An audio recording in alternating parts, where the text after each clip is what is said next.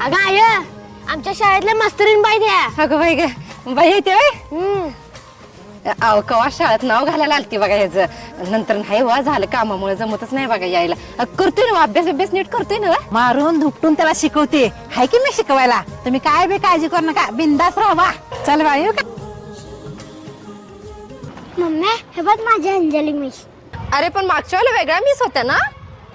हा या मंथ पासून मी जॉईन झाली. ए हाय देवांश. अहो तुम्हाला किती कॉल केले तुम्ही आलाच नाहीत. अहो मॅम आम्ही कामात होतो. बोला ना का बोलवलं होतं. अहो तुम्ही 58,000 भरलेत अजून 2,000 बाकी आहेत.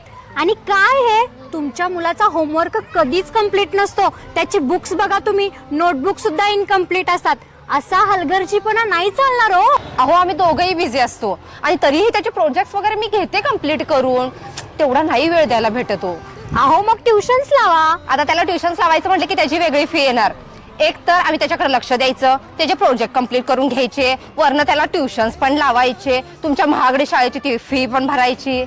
मग तुम्ही काय करणार आहे. फी तर आम्ही भरतो त्याच्यासाठी कामं करायला पाहिजेत. मग तुम्ही शिक्षक काय करा. प्रत्येक गोष्ट जर आम्हीच मुलांकडून करून घ्यायची असेल मग एवढ्या महागड्या फी भरून तुमच्या शाळेत पाठवूच कशाला. जिल्हा परिषदेतच पाठवतो की पुढच्या वर्षी शाळाच बदलतो. चल बेटा देवांश.